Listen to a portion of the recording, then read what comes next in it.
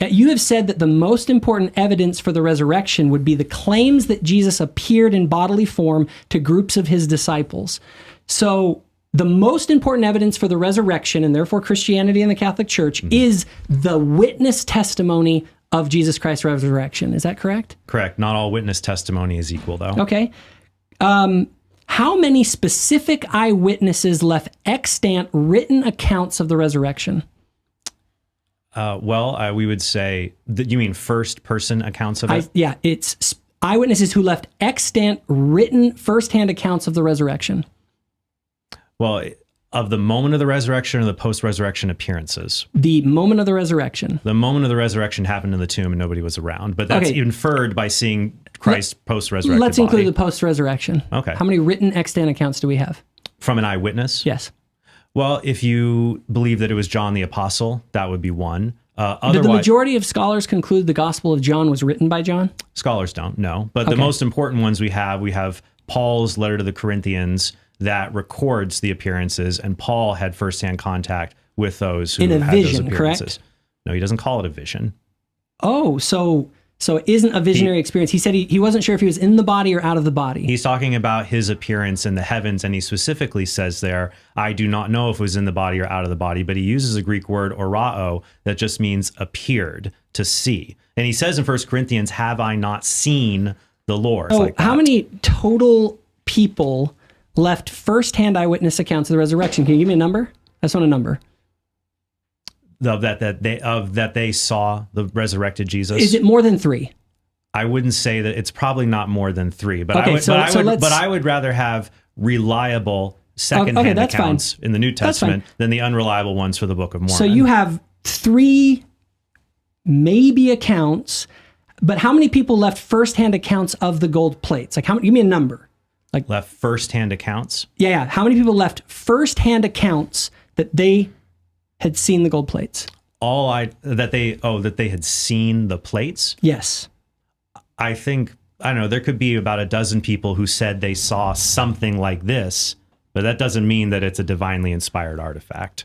Okay. Now, when it comes to the witnesses, the 3 witnesses and the 8 witnesses, technically we only have signatures to statements, all of which were written by Oliver Cowdery. Okay, so none of the men actually signed it themselves. But here's the thing: that was just Cowdery. They all testified later in their life that they had seen the gold plates.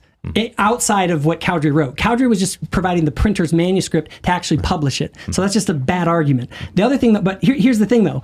Here's a first-hand eyewitness statement from David Whitmer shortly before his death in 1887. He said, quote, I wish now, standing as it were in the very sunset of life and in the fear of God, for once and all to make this public statement, that I have never in any time denied my testimony or any part thereof, which has so long been published in the Book of Mormon.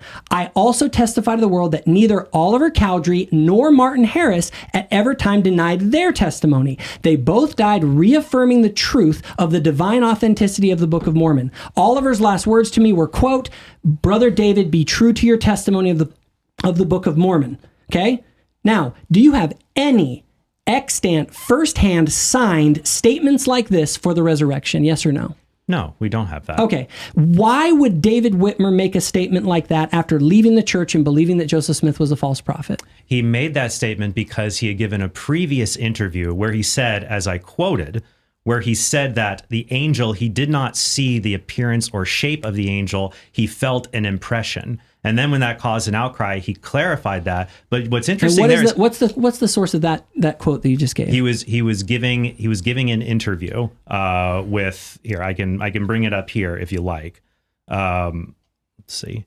But I do know he also said in his own word, address to all Christians, he said that God spoke to me again by his own voice and told me to separate myself from the Latter-day Saints. So it's true that David Whitmer did have a falling out with Joseph Smith over the failure of a financial failure that happened, and he felt that Joseph should have known better, but he never denied his testimony in the Book of Mormon. It was an interview with John Murphy, dated in 1880, when Whitmer said that. And then later he clarified it. John, did you know that the statement I just read was in response to what Murphy had claimed that he had said? He said that David Whitmer actually came out and said, Murphy is lying. I didn't say that. No, he said that he never denied. He said that you're he just never. unfamiliar No, with it. he said that he never denied his testimony, but his testimony is that he felt an impression of the angel, not that he beheld it. He never denied that part. He just said, "I never denied my testimony." Here's a quote but from Mormon testimonies what do you think conflate of, the I wanna ask you natural what you think of and this. spiritual eye.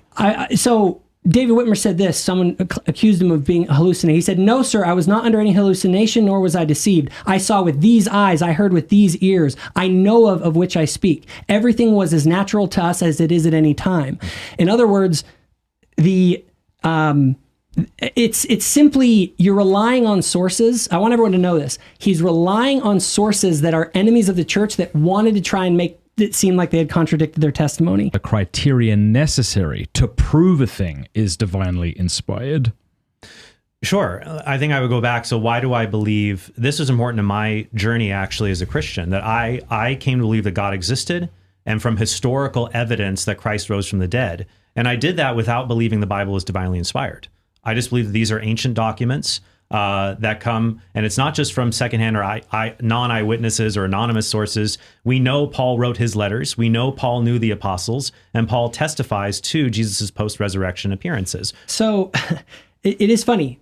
Trent did just admit, at the base of his worldview, when you dig down, why do you believe in all of this stuff? The book of Exodus to be inspired despite its lack of archaeological evidence. He says, because of witnesses to the resurrection. And I said, what witnesses? Well, we got maybe 3. And it's from late accounts, and they're anonymous, and one of them was just a visionary account with Paul, and, okay, I got 3. And we don't even have, like, the actual things. But on the other hand, I'm presenting 19 eyewitness accounts with hundreds of accounts, and then all he can do to rebut that is to bring up sort of obvious, sort of people that are against them, who are trying to catch them in their words, but he hasn't looked at you could just go read Richard Anderson's book on the eyewitnesses of the Book of Mormon. Their testimonies are solid, and they never denied them. They were sincere, and those are the same criteria that he uses to believe the apostles. So it's a clear and obvious double standard. Well, first of all, thank you guys both for this. This has actually been a real pleasure. I've very much enjoyed it. But for every Christian, the central claim is that around 2,000 years ago, a real historical person named Jesus of Nazareth rose from the dead. So every Christian must ask themselves why it's reasonable to believe this. Trent answered this in a recent video and here today when he said that it is the eyewitnesses that are the primary reason, and they're the grounds for Trent's belief, not only in the Bible, but in Christianity, Catholicism, and the whole thing. They reduce down to that ultimately. Just think about it. If the resurrection didn't happen, is it reasonable to be a Christian? The Bible provides us with at most 2 eyewitness accounts of the resurrection and 1 account from Paul, who claimed to see Jesus in a vision. And with that as his central basis, Trent concludes it's reasonable to believe that the Bible is inspired. And frankly, I actually agree with Trent.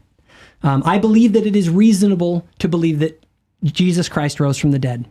But let's compare that with the Book of Mormon. There are well over 100 accounts from 19 separate eyewitnesses to the Book of Mormon plates, who all went to their deathbeds testifying that they saw the plates despite facing a literal extermination order in Missouri and rampant mob violence.